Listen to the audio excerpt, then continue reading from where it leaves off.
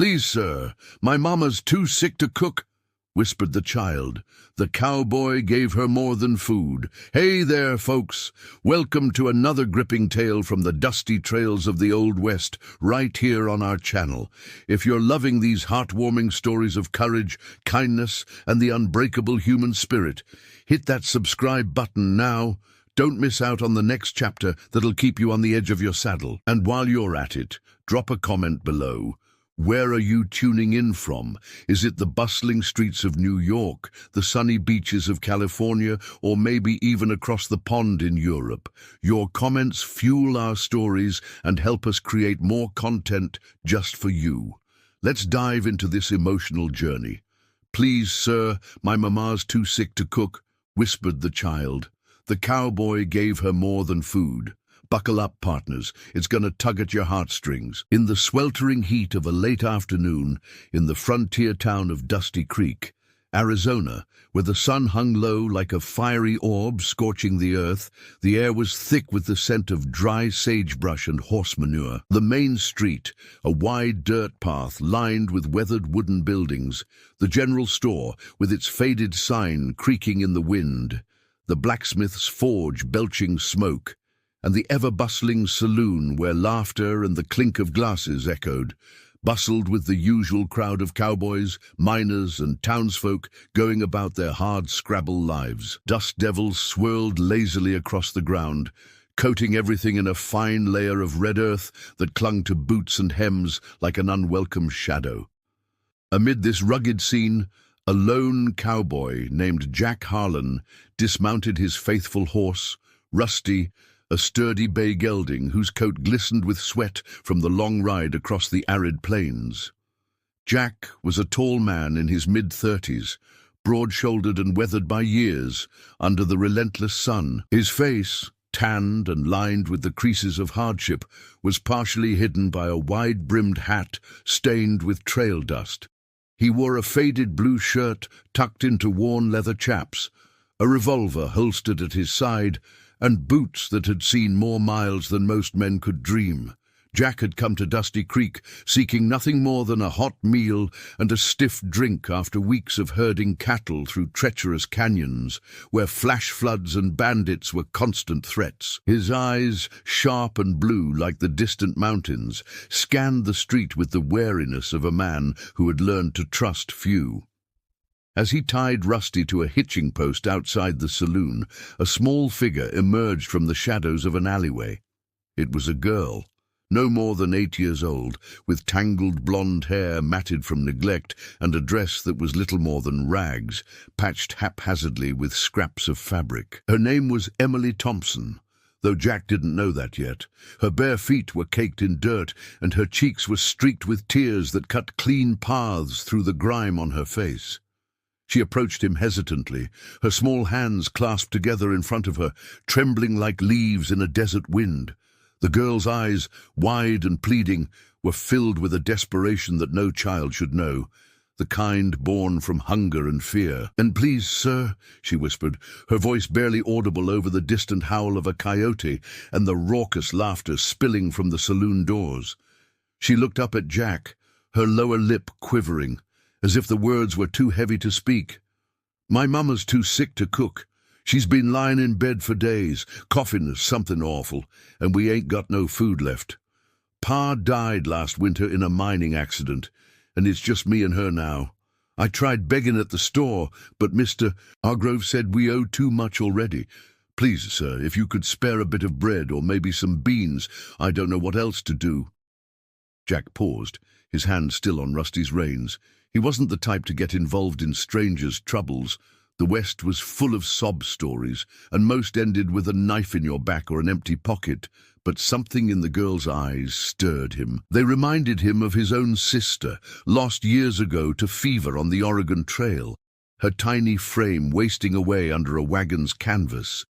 The memory hit him like a gust of hot wind, bringing a lump to his throat. He knelt down to her level, his rough voice softening just a touch. "What's your name, little one?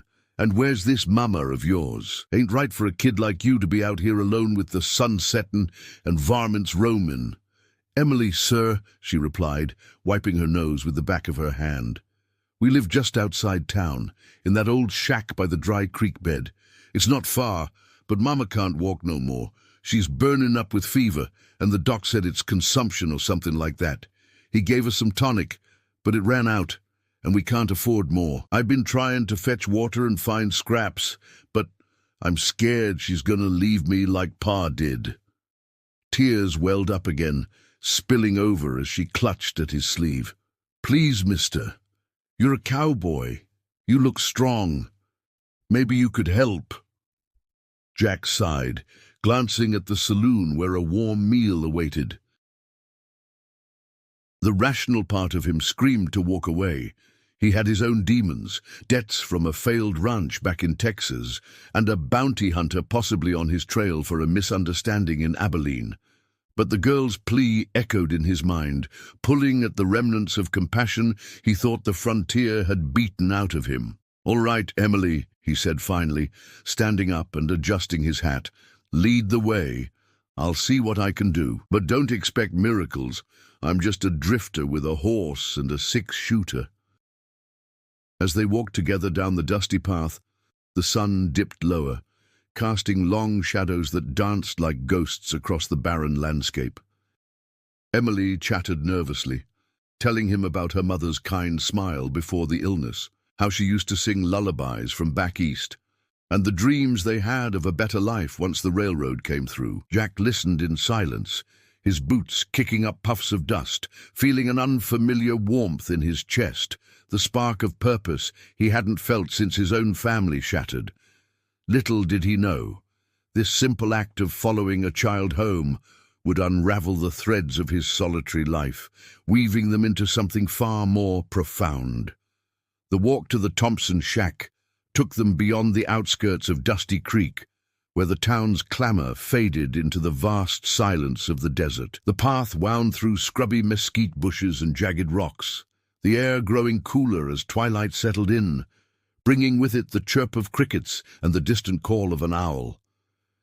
The dry creek bed, a scar on the landscape from seasons of drought, ran parallel to their route, its cracked earth a testament to the harsh unpredictability of the West. Jack led Rusty by the reins, the horse's hooves crunching softly on the gravel, while Emily skipped ahead, her earlier fear momentarily eclipsed by hope.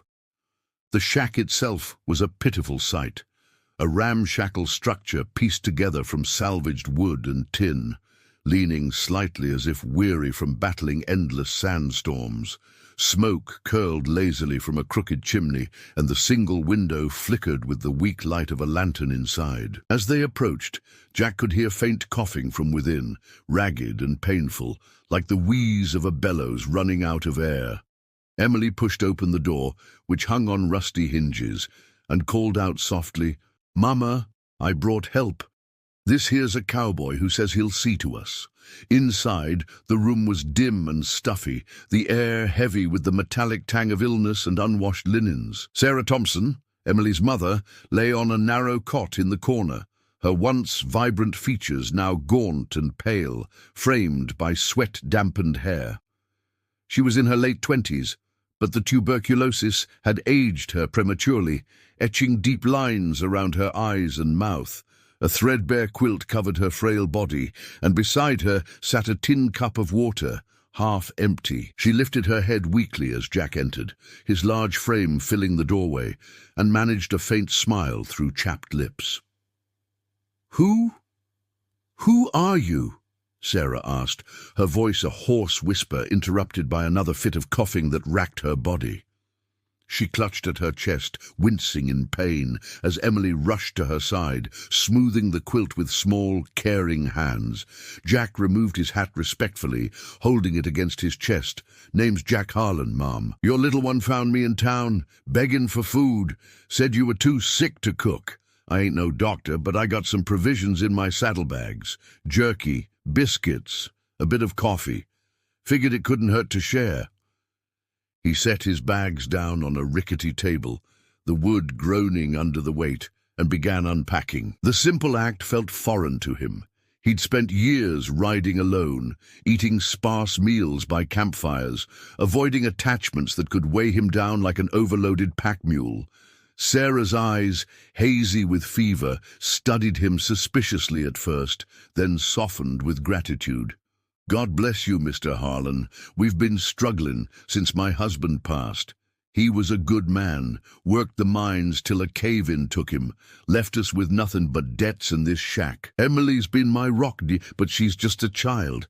I hate seeing her suffer like this." She paused, catching her breath, her hands twisting the edge of the quilt. "Why help us? Strangers don't often stop in these parts without wanting something in return." Jack busied himself lighting a small fire in the stove, the kindling crackling to life and casting warm shadows on the walls. "Ain't looking for nothing, ma'am. Seen too much suffering on the trails, families torn apart by sickness, outlaws, or just plain bad luck. Lost my own kin that way. Your girl's eyes, they reminded me of better times. Reckon I couldn't just walk away." As the pot of coffee began to boil, filling the air with its rich aroma, he handed Emily a biscuit, watching her devour it hungrily. Over the next hour, as night fully enveloped the shack, they talked. Sarah shared stories of her life back in Missouri, how she dreamed of a homestead with green fields, not this barren wasteland. "We came west for opportunity," she said, her voice gaining strength from the warmth of the food Jack prepared, a simple stew from his supplies. "But the fever hit me hard last month. Doc says it's the lungs, consuming me from inside. I pray every night for Emily's sake, but prayers don't fill bellies." Jack nodded, stirring the stew. "Life out here's a gamble, ma'am. Won some, lost more. But you got fight in you, I can see it. Tell you what, I'll stick around till morning, make sure you're settled, fetch some wood, maybe hunt a rabbit for fresh meat." Emily, sitting cross-legged on the floor, looked up at him with wide eyes. "You mean it, mister? You won't leave like the others?" "I mean it, kid," Jack replied, ruffling her hair gently. The conversation stretched on, delving into Jack's past, his failed ranch, the brother he lost to a gunfight, the loneliness that had become his constant companion. For the first time in years, he felt the walls around his heart cracking, allowing a sliver of connection to seep in. But as the fire died down, an uneasy feeling settled over him. Rumors in town spoke of a gang of outlaws raiding nearby homesteads, and this isolated shack would be an easy target. Little did they know, the night would bring more than just rest. Dawn broke over Dusty Creek with a relentless glare, the sun rising like a blacksmith's forge, heating the air to a stifling degree. Jack had slept fitfully on the shack's porch, his bedroll spread out under the stars, while inside, Sarah and Emily rested more peacefully than they had in weeks, nourished by the meal and the unexpected company. The morning brought a chorus of birdsong, mixed with the distant lowing of cattle from nearby ranches, but the peace was short-lived. As Jack saddled Rusty, preparing to head into town for more supplies, perhaps some medicine from the apothecary, a rider approached, kicking up a cloud of dust that billowed like smoke from a wildfire. It was Sheriff Elias Grant, a grizzled lawman with a mustache like a broom and a badge pinned to his vest, riding a black stallion that snorted impatiently. "Mornin'!" "Stranger," the sheriff called out, reining in his horse. His eyes narrowed under bushy brows, taking in Jack's rugged appearance. "Heard from folks in town you were seen with the Thompson girl last night. You ain't causing trouble, are ya? We got enough drifters passing through without adding to the woes." Jack stood tall, his hand instinctively resting near his revolver, though he kept his tone even. "No trouble here, Sheriff. Just helping out a sick woman and her kid. Name's Jack Harlan. Rode in yesterday from the South Trails. Emily came begging for food, and I couldn't turn her away." "What's the law got to do with charity?" The sheriff dismounted, his boots thudding on the hard ground, and glanced toward the shack where Sarah watched weakly from the window. "Sarah Thompson's a good woman, fallen on hard times. But these parts are getting dangerous. Word is, Black Bart's gang is holed up in the canyons, raiding for supplies. They hit the Jenkins farm last week, stole livestock, roughed up the family. If you're sticking around, best be careful. And if you're hiding something, I heard whispers of a bounty on a Jack Harlan from Texas way. We'll have words." Jack's jaw tightened, the old shadows of his past creeping back like vultures circling a carcass. The bounty was a misunderstanding, a bar fight gone wrong where he'd defended himself against cheats, but rumors had twisted it into murder. "That bounty's bogus, Sheriff. Cleared my name in Abilene, but word travels slow. I'm here to help, not hide. If Bart's gang is near, maybe I can lend a hand. I know how to handle a gun." Inside, Emily helped her mother sip some broth, but Sarah's condition had worsened overnight, her coughs deeper and more frequent, flecked with blood that stained a rag. "Mama, the cowboy's talking to the sheriff," Emily said, her voice laced with worry. "Do you think he'll stay? He made the stew taste like home." Sarah reached out a trembling hand, stroking her daughter's cheek. "He's a kind soul, Emily, but men like him have their own burdens. Don't get too attached. The West takes as much as it gives." But even as she spoke, gratitude welled in her eyes. Jack's presence had brought a spark of hope, a reminder that not all strangers were foes. As the sheriff rode off with a warning nod, Jack entered the shack, his face etched with resolve. "Trouble's brewin', ma'am. Gang of outlaws nearby. I can't leave you two alone like this. Let me fortify the place, board up the windows, set some traps, and I'll fetch that doc from town, see if there's better medicine." They spent the day working together. Jack chopped wood from a nearby thicket, the axe swinging in rhythmic thuds that echoed across the creek bed, while Emily gathered wild herbs her mother suggested for teas. Sarah, from her bed, directed them with stories of her youth, her voice weak but animated. "Back in Missouri, we had neighbors who helped in times like this, picnics by the river, laughter till sundown. Out here, it's every man for himself, but you're changing that, Jack." By evening, as a thunderstorm rolled in from the mountains, dark clouds churning like angry spirits and lightning flashing across the sky, they shared a meal around the table. Rain pelted the tin roof in a deafening roar, leaking through cracks and pooling on the floor. "Nah, this storm reminds me of one that flooded our camp on the trail," Jack confided, his eyes distant. "Lost everything but my horse, made me hard, closed off, but seeing you fight, Sarah, it makes a man rethink his ways." Sarah smiled faintly, rain drumming like applause. "We're all fighting something, Jack. Mine's this sickness, yours is the past. Maybe together we can win a few battles." Emily, listening wide-eyed, added, "Like a family. Pa always said family's what gets you through." The night deepened, but so did the bonds, even as thunder rumbled threats of greater storms ahead, both literal and from the outlaws lurking in the shadows.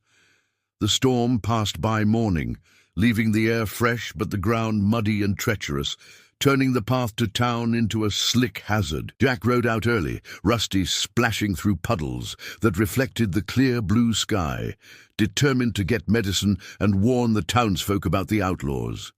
Dusty Creek was abuzz with fear.